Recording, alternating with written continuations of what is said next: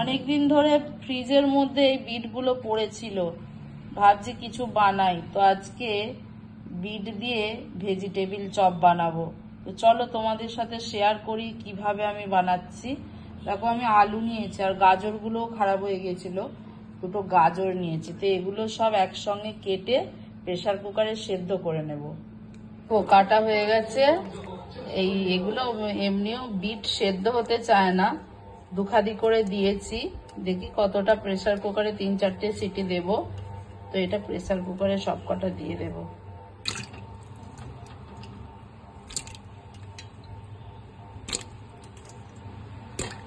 City হবে, বসিয়ে দিয়েছি। এদিকে তৎক্ষণ আমি মশলাটা কি করব সেটা আমি কি মশলা দিচ্ছি বলে দিচ্ছি। 5 ফোড়ন আছে, জিরে আছে, ধনে আছে, মৌরি আছে, শুকনো লঙ্কা আর লবঙ্গ। তো এটা একসঙ্গে শুকনো খোলায় ভেজে নেব, ভেজে গুঁড়িয়ে নেব। মশলাটা গুঁড়োনা হয়ে গেছে, এবার দেখাবো মশলাটা কিসে দেব। সেদ্ধ করে নিয়েছি, এবার এটা আমি মেখে নেব জলটাকে ঝরিয়ে। দেখো এটা মেখে নিয়েছি একসঙ্গে। এটাকে এবার মশলা দিয়ে একটু ভেজে নেব, যে আলু, বিট, গাজর। কড়াইতে তেল দিয়ে 5 ফোড়ন দিলাম, তো কাঁচা বাদাম এটা দিয়ে দিলাম, ভেজে নেব।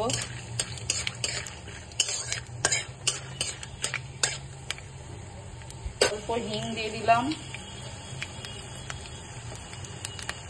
আর একটু হলুদ দিয়ে দিলাম।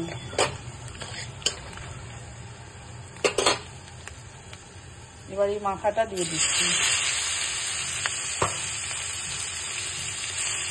সামান্য চিনি দিলাম, লবণ দিলাম। এবার এটাকে একসঙ্গে নেড়ে একটু শক্ত করে নেব। এবার সব থেকে যে খাস মশলাটা যেটা ভাজলাম সেটা দিয়ে দিলাম।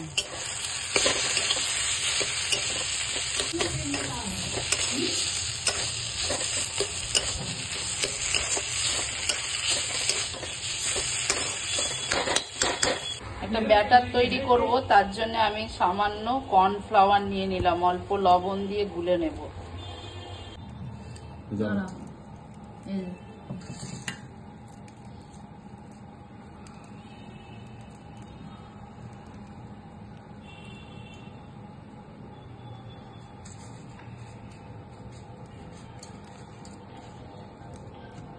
এটা এইভাবে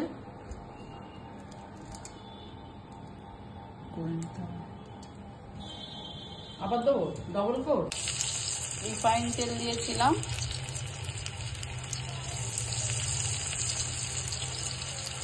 এটাকে ভেজে নিচ্ছি।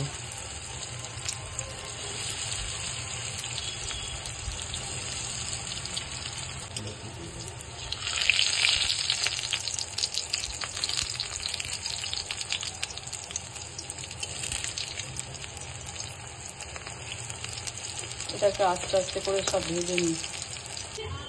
এবার এটা তুলে নেব।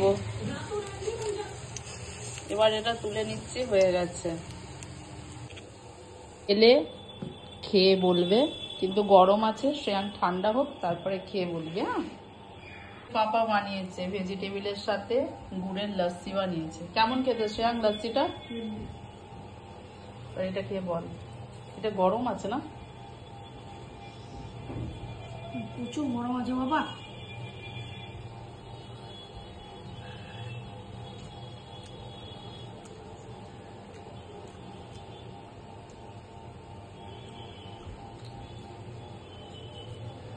কিছু বলছে না, ভালোই আছে।